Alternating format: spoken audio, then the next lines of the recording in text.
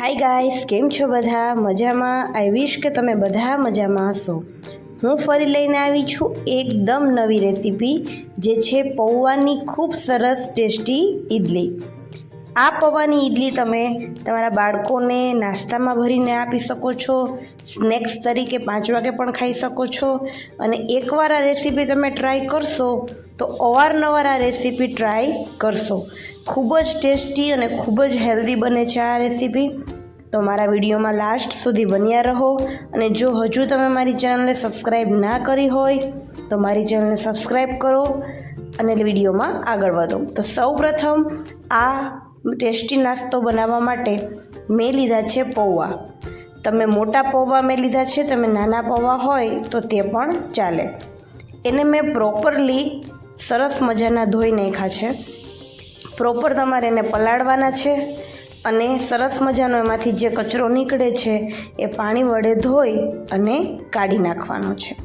બરાબર, એવી રીતે પૌવાને ટોટલ 2 વખત વ્યવસ્થિત ધોવાના છે. મેં ધોઈ અને સરસ મજાના પૌવા તૈયાર કરી લીધા છે. હવે આપણે તેમાં ઉમેરીશું સૂજી. મેં 1 વાટકી પૌવા લીધા હતા, એ જ માપથી 1 વાટકી મારે સૂજી લેવાની છે. સૂજીનો લીધા પછી 1 વાટકી મેં લીધું છે દહીં.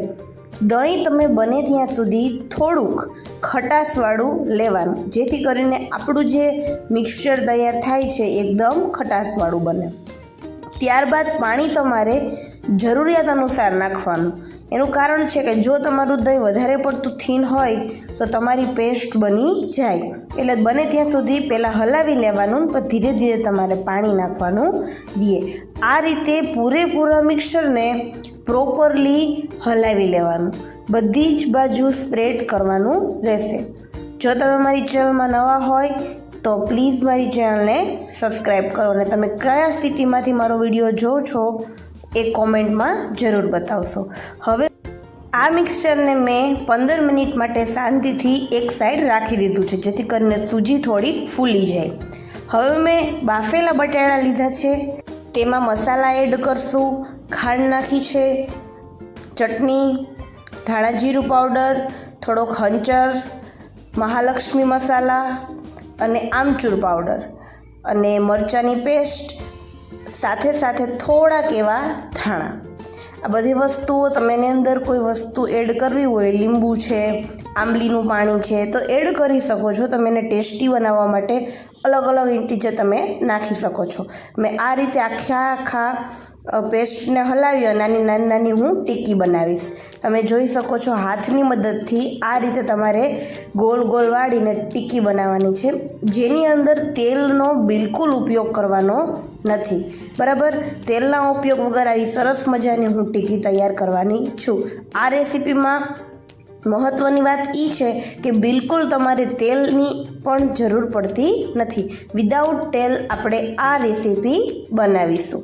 તો આમાંથી મેં તૈયાર કરી લીધી છે. 4 મારે ટીકી બની છે. 4 ટીકી બનાવી અને મેં સરસ મજાની રાખી દીધી. હવે જોયું તો આપણી જે સૂજીવાળું પેસ્ટ હતું એ પ્રોપરલી એકદમ ફૂલીને સરસ તૈયાર થઈ ગયું છે.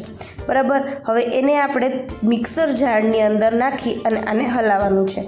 બને ત્યાં સુધી આની અંદર પાણીનું પ્રમાણ નાખવું નહીં, કારણ કે ઓલરેડી તે મિક્સ થશે એટલે થોડુંક થીન થશે, પતલું થશે. તો તમને એવું લાગે કે ખરેખર જાડું છે તો નાખો, અધરવાઇઝ પાણી બિલકુલ નાખવું નહીં. થોડીક જ વખતમાં સરસ મજાનું એક જ બ્રાઇન્ડથી તે તૈયાર થઈ ગયું છે. હવે તમે જોઈ શકો છો આ કન્સિસ્ટન્સીમાં આપણી જે પેસ્ટ છે એ તૈયાર થવી જોઈએ. મેં ફરી એને એ જ બાઉલમાં લઈ અને તમે જોશો ઈડલીનું જે સ્ટ્રક્ચર હોય એના જેવું તૈયાર થઈ ગયું છે. મેં એની અંદર નમક નાખ્યું છે અને પ્રોપરલી આખા નમકને અંદર પેસ્ટમાં હલાવી દીધું છે. ત્યારબાદ સૌથી મહત્ત્વનું આની અંદર જે પોર્શન છે જે છે એની અંદર તમારે નાખવાનો છે ઈનો. ઈનોથી શું થશે, તમારું જે આખું સ્ટ્રક્ચર છે એ આખું ફૂલશે. અને એની અંદર મેં વોટર નાખ્યું છે, પાણી.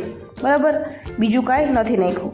લીંબુ નથી નાખ્યું, કારણ કે ઓલરેડી આપણે જે દહીં નાખ્યું હતું એ ખાટું હતું, એટલે વધારે પડતું ખાટું અનુકૂળ ન આવે, એટલે એમાં લીંબુ નથી નાખ્યું અને પાણી નાખ્યું છે, ઈનો ઉપર પાણી. ઈનો નાખ્યા પછી ફટાફટ હલાવવાનું છે, બરાબર. ઈનો નાખ્યા પછી આપણા પેસ્ટને થોડીક વખત પણ રહેવા નથી દેવાનું, તરત જ આપણે સ્ટીમ કરવા માટે મૂકશું. સૌપ્રથમ મેં એક પેન ઉપર આપણું જે સ્ટીમર છે એ ચાલુ કરી દીધું હતું, એટલે અત્યારે ચાલુ કરી દીધું છે. ત્યાં સુધીમાં આપણે આપણી ઈડલીની બનાવટ જોઈ લઈએ, બરાબર.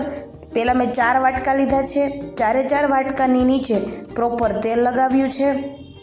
હવે તેની અંદર મેં 4 ચમચી નીચે આપણી પેસ્ટ નાખવાની અને પછી આપણી ટીકી જે છે એ અનુકૂળતાએ સરસ મજાની ગોઠવી અને ઉપર 2 ચમચી, બરાબર.